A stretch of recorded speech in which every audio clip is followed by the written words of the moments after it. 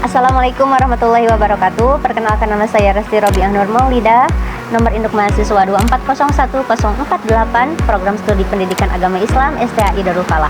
Video ini bertujuan untuk memenuhi tugas ujian akhir semester 2 mata kuliah Ushul Fikih yang diampu oleh Bapak dosen Dr. Komarudin MPD. Selamat menyaksikan. Halo teman-teman, sudahkah kalian mendengar mengenai hukum waris Islam?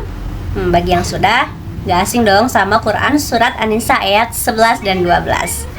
Ayat tersebut menjelaskan mengenai aturan umum mengenai hukum waris, tetapi dalam praktiknya banyak pengecualian loh, baik dalam Al-Quran, hadis maupun ijma. Lalu bagaimana menanggapinya? Dalil yang mana yang harus kita ambil? Untuk memahaminya, yuk simak penjelasan mengenai am dan khos dalam usul fikih. Pertama, mari kita kenali apa itu am dan apa itu khos. Am dalam kitab Mabadi Awaliyah disebutkan ma'ama syai'aini fasaidan min ghairi hasrin. Singkatnya adalah sesuatu yang menyeluruh tanpa adanya batasan. Contoh, dalam Quran surat An-Nisa ayat 12 disebutkan bahwa suami itu mendapat setengah bagian daripada istri. Maksudnya dari istri yang meninggal ya. Nah, kalimat itu termasuk kalimat umum. Kenapa? Karena itu mencakup seluruh suami tanpa ada batasan, baik yang istrinya 1, 2, 3 maupun 4. Nah, kemudian tidak terbatas sifat juga, baik suaminya yang dayus ataupun yang mandul, tidak ada batasan. Yang kedua, ada yang disebut khos. Khos adalah ma la yatanawalu syai'aini fasaidan min ghairi hasrin. Artinya sesuatu itu yang maknanya mempunyai batasan. Nah, contohnya dalam Quran surat An-Nisa ayat 12 juga dikatakan setelah kalimat suami mendapat setengah bagian daripada istri, nah disambung lagi dengan kalimat jika mereka tidak mempunyai anak.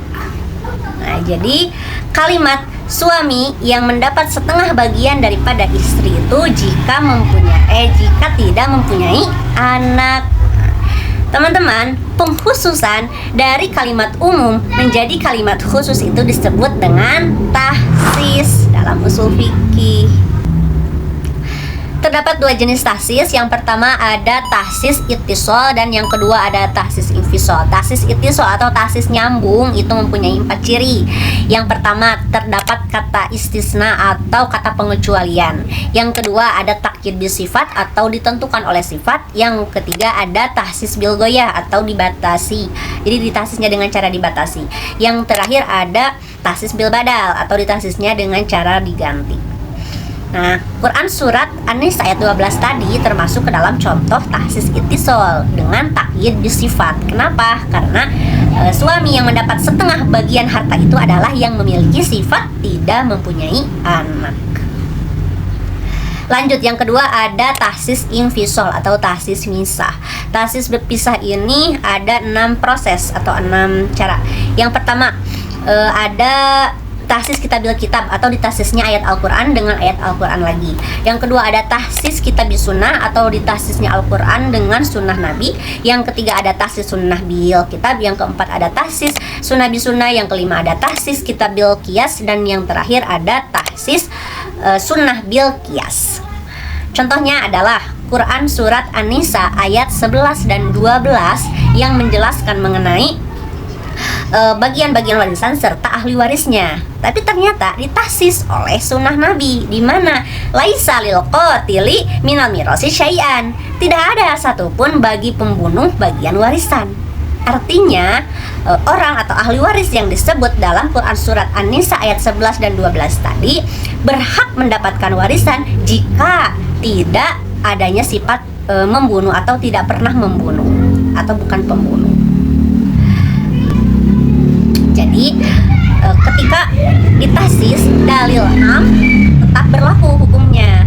Dalil am seperti surat An-Nisa ayat 11 dan 12 tadi masih tetap berlaku ya, hanya cakupannya menjadi lebih sedikit. Konsep am dan khos ini juga relevan untuk kasus warisan di keluarga modern loh. Contohnya, di era sekarang kan banyak ya orang yang memutuskan untuk mengadopsi seorang anak, bahkan artis dan public figure. Lalu bagaimana nih hukum warisannya? Kita ambil contoh adalah Sultan Andara atau keluarga Nagita Slavina dan Raffi Ahmad. Nah, kedua orang tersebut kan mengadopsi seorang anak perempuan yang diberi nama Lili.